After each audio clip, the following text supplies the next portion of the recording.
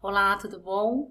Meu nome é Estela Domingos, eu sou mestranda no programa de sustentabilidade da IASH e eu vou falar um pouco para vocês sobre a questão do desperdício de alimentos. Então, primeiramente, o que é desperdício de alimentos? O desperdício de alimentos ele é composto por materiais crus ou cozidos, inclui a perda de alimentos antes, durante ou após a preparação das refeições em domicílio, tá? E também os produtos que são descartados na fabricação, distribuição, varejo, né, que são os supermercados, ou nos serviços de alimentos como restaurante, né, lanchonetes. Então, desperdício é tudo que a gente não vai usar mais, né, que a gente poderia ser utilizado e a gente acaba descartando. Essa definição é da Comissão Europeia e ela é uma das diversas definições que a gente tem sobre desperdício, tá? Tem muitas definições sobre esse assunto. Aqui eu vou mostrar um pouco para vocês a cadeia de produção de alimentos para a gente compreender todo o processo que é realizado para esse alimento chegar até a nossa mesa. Então, primeiro você tem a produção e a criação. Então, a gente tem as plantações de milho, soja, né, dos produtos dos hortifrutis, por exemplo, e as criações animais, vacas, porcos, né, frangos. Depois a gente tem o próximo processo é o armazenamento, processamento e a indústria. Depois disso, desse alimento ser processado, né, ou industrializado, ele é transportado e ele vai para o centro de distribuição atacadista e varejista, que normalmente são locais próximos às cidades, aos grandes centros urbanos, e até chegar na casa do consumidor. Então, aqui é um exemplo da produção de alimentos, né? A gente tem os bovinos, a plantação de milho, soja no campo. Aqui a gente tem o exemplo do armazenamento dos grãos. Então, aqui a gente tem silos. Esses silos são os depósitos onde esses grãos ficam até serem transportados para serem exportados ou ao longo do país para servir de alimentação. Agora, a gente tem um déficit em armazenamento no Brasil muito grande, então muitos desses produtos, muitos grãos, eles acabam sendo armazenados no lado de fora dos silos, que pode aumentar o desperdício também. Por quê? Porque esse produto fica sujeito às intempéries do tempo, ou seja, chuva, roedores, né, pragas, então acaba que você tem um desperdício maior aqui. Nessa etapa da cadeia, a gente chama de perda, né? Quando é um problema de infraestrutura, é mais caracterizado como perda de alimentos, e não como um desperdício. O desperdício, normalmente, está relacionado mais no final da cadeia. E aqui a gente tem a industrialização, né? Dos legumes e das carnes também. Transporte de alimentos. Então, a gente tem o transporte rodoviário, temos o transporte aquático, e a gente tem o aquático marítimo como o fluvial. Principalmente nas regiões do centro-norte do Amazonas, do Brasil, na região do Amazonas, a gente tem bastante transporte fluvial. Transporte de alimentos, a gente pode ver aqui nesse mapinha, esses pontinhos pretos, eles são os portos, de onde ocorre o escoamento do alimento para exportar ou mesmo para outras regiões do país. Então, a gente pode verificar que o Brasil ele é um país continental e, por essa razão, muitas modalidades são utilizadas para transportar alimentação. Então, quando você transporta um alimento de um local para um outro por um período muito longo, você aumenta a chance de ter um desperdício desse alimento, né? Uma perda desse alimento no caminho, tá? Então, aqui a gente vê os portos, a gente tem as rodovias. Então, por exemplo, rodovias esburacadas, um caminhão que vai transportar um alimento muito sensível, com certeza esse alimento vai chegar muitas vezes amassado, alguma parte dele, né? Vai ter um processo de maturação uma perda ao longo desse transporte. Tá? E aí, por exemplo, também a questão da temperatura. Se você vai transportar para um lugar muito longe, sai muito mais caro, porque você tem que manter muitas vezes esse alimento refrigerado, você tem um gasto energético aí. Então, depois do transporte, a gente vai para o centro de distribuição. Então, aqui a gente tem uma foto do CEAGESP e supermercados, que estão na cidade, e as feiras livres, que são os principais pontos de distribuição de alimentos. E, por fim, a casa do consumidor. Por que é importante a gente reduzir o desperdício de alimentos? Uma das metas, né, das Nações Unidas é reduzir o desperdício de alimentos. dos objetivos dessa agenda sustentável. É a meta 12.3 das Nações Unidas. Apesar do menor volume de desperdício no varejo e na casa do consumidor, o desperdício nessa etapa tem uma maior pegada ecológica. Então, como a gente pôde observar no mapa, se você e ao longo da cadeia de alimentos, quando muito gasto de energia ocorre ao longo da cadeia, né? No transporte, nas plantações, você tem que regar essas plantações, você tem que passar pela indústria, depois você tem um gasto energético do transporte também. E aí, até chegar na casa do consumidor, você tem um gasto muito maior. Então, a pegada ecológica é maior no varejo e na casa do consumidor, apesar de muitas vezes acontecer uma perda, um desperdício menor nessa fase da cadeia. Tá? Isso é muito importante. Por que reduzir ou eliminar o desperdício? Né? A gente aumenta a sustentabilidade do planeta.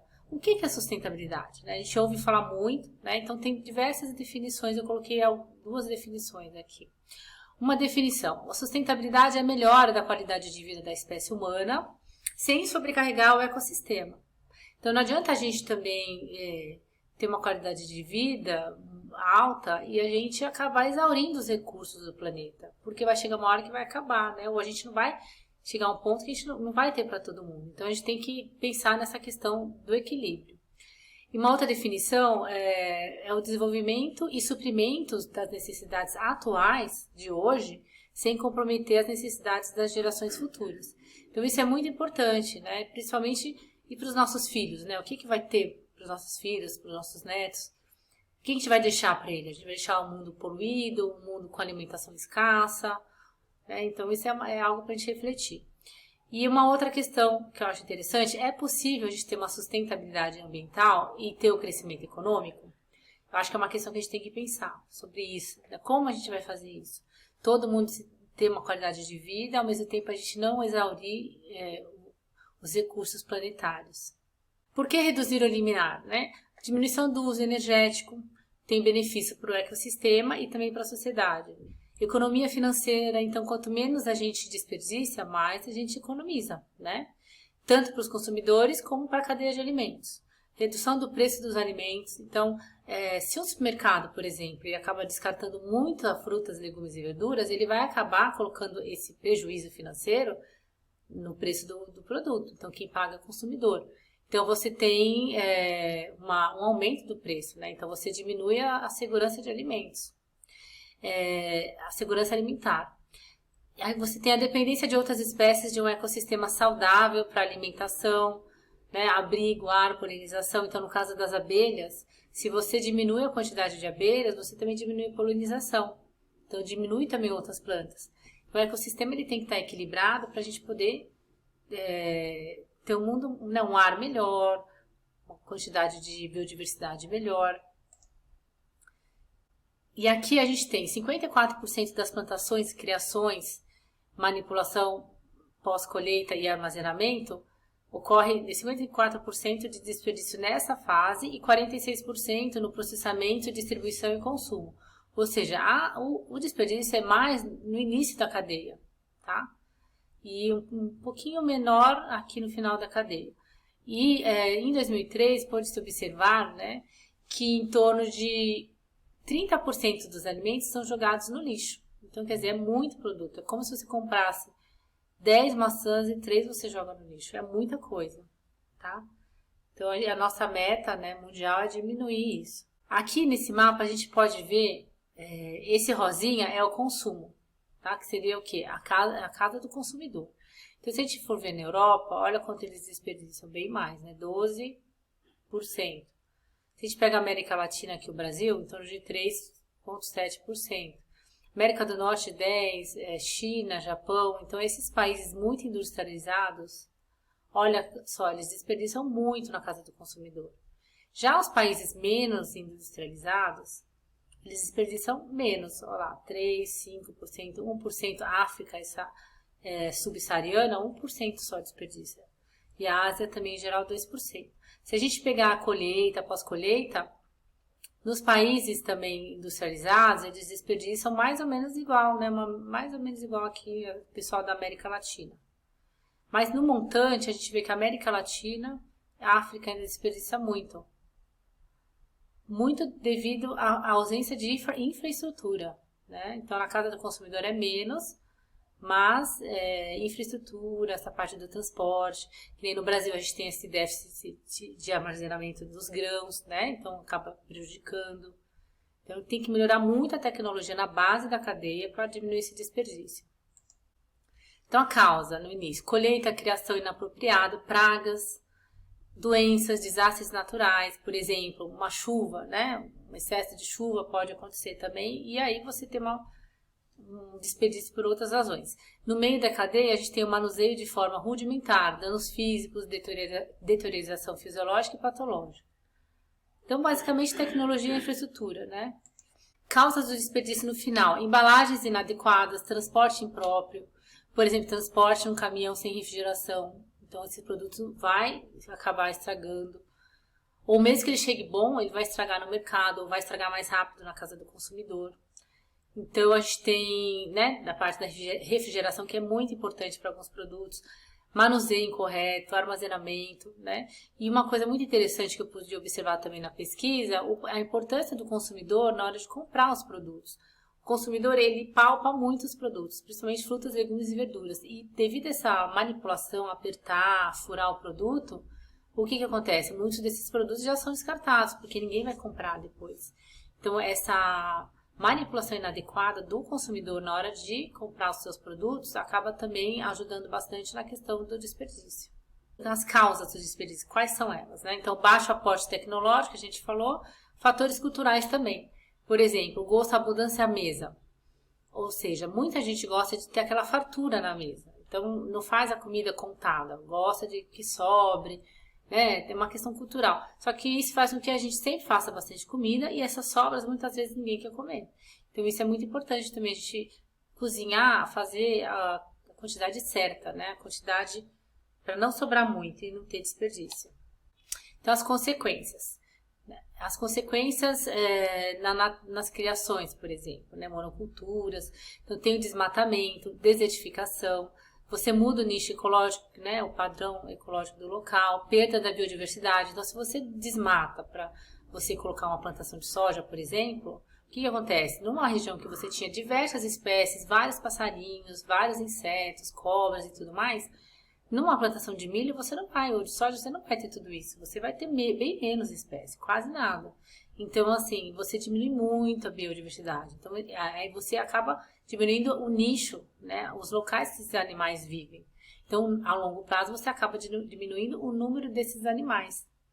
E os benefícios que eles trazem, né? Para o planeta. Então, você também tem alteração no padrão de doenças, chuva, seca, inundação, você aumenta a temperatura, né? Porque a cobertura de árvore, ela deixa o ambiente bem mais fresco, mais úmido. A gente pode observar em São Paulo mesmo. Se você passa numa rua arborizada, é muito mais gostoso. A gente vai descansar sempre embaixo de uma árvore, nunca num asfalto sem nada, né? Então, assim, é muito visível. Então, se a gente imaginar uma questão macro, é bem forte, né, o efeito. E também você tem imigração de espécie e população. Então, se você tem um local que aumenta muito a seca, você não tem água, a população que vive ali, as pessoas, elas vão acabar migrando. Que a gente tem um exemplo do Nordeste, né, que teve uma migração em massa no século passado para os grandes centros e as pessoas passando fome. Tá? Então, outra consequência aqui também, né, os resíduos, né, aterros, lixões, isso aqui é um lixão a céu aberto. A metade do Brasil é de lixão e a outra metade de aterro. Então, o lixão é muito maléfico para o meio ambiente. Então, a gente tem também aqui a plantação, né? Então, se você desperdiça, você usa em vão o capital humano. Então, se você desperdiça 20%, 30%, 30% do que esse senhor trabalhou aqui foi jogado no lixo, né? E aqui também, se você desmatou um tanto, muito, né, do desperdício foi jogado no lixo. Desmatou à toa, digamos assim, né? E hoje a gente já sabe, é comprovado que não precisa desmatar para você aumentar a produtividade. Já tem pesquisa que comprova isso. Tá? Então, essas são questões muito importantes que devem ser pensadas, né, em relação ao desperdício de alimentos. Então, esse mapa ele mostra a pegada ecológica, que é a quantidade de terra que é necessária para sustentar uma pessoa, né, no mundo. Então, Os países que consomem mais, ou seja, eles utilizam mais recursos da natureza, eles acabam utilizando mais terra, mais recursos naturais. Então, eles têm uma pegada ecológica maior. A gente pode evidenciar aqui os Estados Unidos, a Europa, né? E esse mapa é um mapa que ele é disforme, ele modifica conforme a pegada ecológica. Os países que menos têm pegada ecológica, eles acabam ficando menorzinhos. Aqui, como consequência, como a gente já falou anteriormente, diminuição da segurança alimentar, né? Então, o alimento ele fica mais caro e as pessoas acabam tendo menos acesso ao alimento. Ela não pode comprar todos os nutrientes, né, todos os alimentos que ela precisaria. E no Brasil, o agronegócio é um pilar do nosso país. Então, grãos, carne, a gente exporta muito alimento, né? A gente produz muito alimento, a gente exporta muito. E a gente desperdiça bastante também.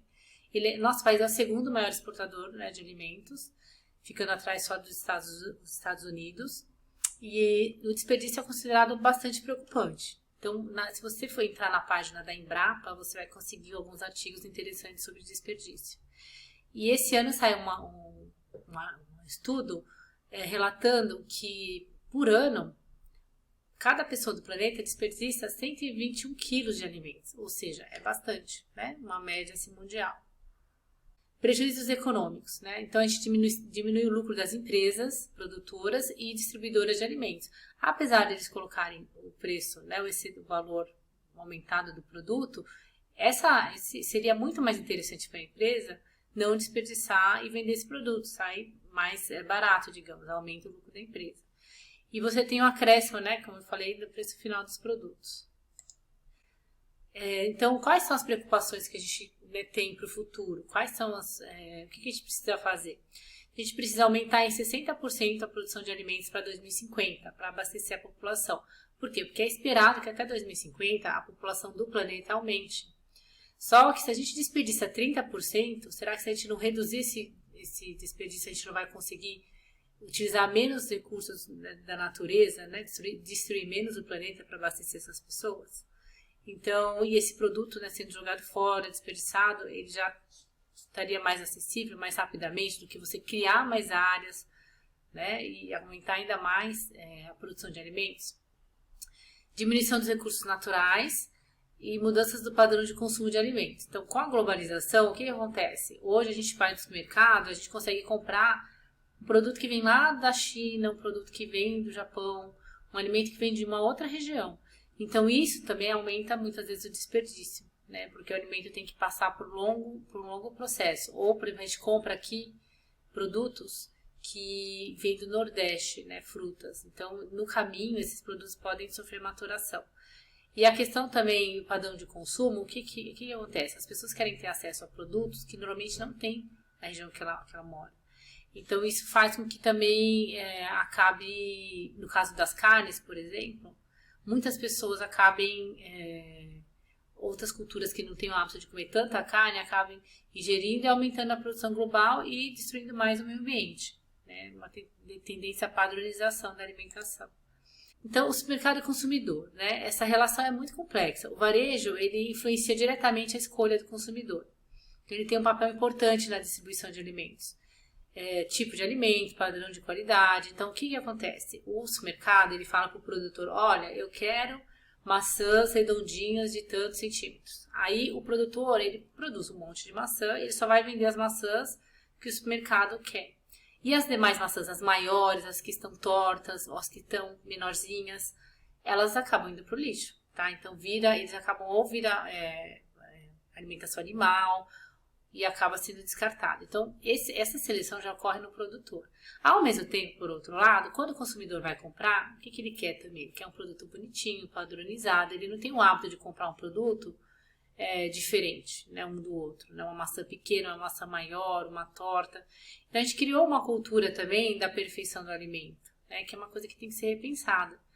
Inclusive, tem a Fruta Imperfeita, que é uma empresa que justamente vai nos produtores e pega esses produtos que são descartados e vende direto para a casa do consumidor. E tem algumas iniciativas mundiais também da gente comprar esse produto, entre aspas, imperfeito, né? Porque ele não está no padrão estético, mas ele atinge muito bem os nutrientes que as necessidades nutricionais que a gente precisa. Então, é só uma questão, né, de estar menor ou maior. Então, é algo para a gente pensar também como consumidor. Tem uma relação de influência, né, entre o varejo e o consumidor. Então, no Brasil, a produção de alimentos é suficiente para alimentar toda a população, apesar de ter ainda insegurança alimentar. Desperdício causa enormes perdas financeiras, né, e insegurança alimentar, e 14 milhões de pessoas passam fome, 22% de insegurança alimentar, segundo a Embrapa. Essa questão do desperdício envolve muitos atores. Então, não é só, por exemplo, só o supermercado, né, ou só a cadeia de alimentos. Então, são muitas pessoas envolvidas. Então, as pessoas que trabalham diretamente com os alimentos são os veterinários, biólogos, agrônomos, engenheiros, nutricionistas, funcionários das empresas, varejistas, cadeia inteira de produção, desde a plantação, poder público, o Estado, né? O Estado ele também tem que cobrar para a gente poder ter uma ação mais efetiva. Consumidores, né? Tem que refletir muito sobre como está consumindo. Banco de alimentos, que ajudam, na realidade, a diminuir esse desperdício. E outras iniciativas. Então, é uma ação que tem que ser feita em conjunto, com várias mãos, né? Muitos atores envolvidos. Então, aqui tem alguns exemplos de medidas ecológicas. Então, por exemplo, criações sustentáveis próximas aos consumidores finais. Que aí você faz o quê? Se você compra um produto que é próximo de São Paulo, na região próxima, você vai ter uma menor distância. Então, esse produto vai maturar menos, o preço vai ser melhor. Agora, se você compra uma fruta que vem lá do Nordeste, demora 2 dias para chegar, alguns produtos vão se perder no caminho, né? Vão maturar, vão estragar. E o preço vai ser muito mais caro, porque você tem que colocar o que também nesse alimento? O preço do transporte. Quanto mais longe, mais caro é o produto. Se a gente compra um produto importado, qualquer coisa que seja, muitas vezes é bem mais caro do que o que a gente compra aqui, né? Porque vem de longe. Com alimentação, a mesma coisa. Diminuição do desperdício também. Boa gestão de compras, manutenção preventiva de estrutura e equipamentos. Essa questão é uma questão para os mercados, né? Manutenção dos equipamentos. E também para o consumidor, né? Tem que gerir bem as compras. Não adianta você comprar um monte de coisa que você não vai conseguir comer, né? Conhecimento do consumidor sobre o próprio poder de escolha e seu resultado no mercado e no ecossistema. Então é importante o consumidor ter essa consciência do que ele está comprando. Direcionamento adequado do resíduo, né, impróprio para consumo. Então pode ser compostagem, transformação em energia. Utilização de produtos próprios para consumo e próximos à validade. Então, se você vai no supermercado, hoje em dia, muitos deles têm uma prateleira com produtos próximos ao vencimento. Ou seja, produtos ótimos, em ótima qualidade, que estão com preço mais baixo justamente para não ir para o lixo. Isso é uma iniciativa muito importante dos mercados, né? Então, as pessoas podem economizar comprando produtos que vão vencer, às vezes, em uma semana, ou mesmo no mesmo dia ou no dia seguinte, que ainda está apto para consumo, está de ótima qualidade, e o supermercado não joga no lixo e a gente não tem essa perda, né? Comprar somente o necessário, né? Principalmente produtos perecíveis. Então, aqui são medidas, por exemplo, caso você na sua casa não consiga, né, utilizar tudo, você pode ter uma composteira domiciliar. Por exemplo, muita gente não usa cascas, né? De algumas frutas, verduras e legumes, aí você pode compostar, vira um adubo e vira um adubo natural. Você pode usar nas plantas, pode doar, né? Hierarquia da recuperação do alimento. Então, o que é o mais importante? Primeiro, a gente reduz o excedente, ou seja, compra menos, só compra o que vai usar, né? E no caso de consumidor. Supermercados, toda a cadeia tem que reduzir o desperdício, né? Alimentar as pessoas primeiro, depois alimentar os animais, depois os usos industriais, né? Compostagem e, por último, aterro sanitário e incineração. Tá? No Brasil, a gente tem a metade de aterro sanitário e a metade de lixão. Então, é bem mais preocupante. Iniciativas contra o desperdício. Então, tem a fruta imperfeita, que eu falei anteriormente, o banco de alimentos, a jornada de alimentos, do alimento, que é uma plataforma na internet que você tem várias informações sobre a questão da alimentação saudável. Tem Stop Wasting Food, que é uma iniciativa dinamarquesa que conseguiu diminuir em torno de 25% do desperdício de alimentos. Né? Então, assim, ao redor do mundo tem muitas iniciativas. No Brasil tem um monte, né? É só a gente buscar que a gente vai ver que tem muita coisa acontecendo. Lei da obrigatoriedade de doação de alimentos dos supermercados da França. Então, na França, é obrigatório doar alimento, não pode jogar fora o supermercado, né? E se você não cumpre, você pode ser até preso, né? Levar uma multa.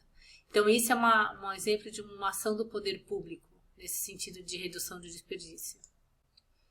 E também, muito importante, a mudança de mentalidade do consumidor, como eu falei antes, que vem acontecendo, né? Então, a gente tem que acompanhar isso e ir evoluindo. Orgânicos, né? Muita gente não quer mais produtos com agrotóxicos, ninguém quer, né?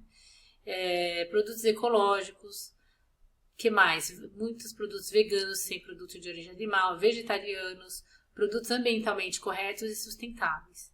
E de onde vem meu alimento? Né? É uma questão que a gente tem que fazer. De onde vêm os produtos que eu consumo? E as mudanças no padrão de produção e de consumo da sociedade atual são importantes para se evitar a produção de resíduos e impliquem alteração do comportamento da população.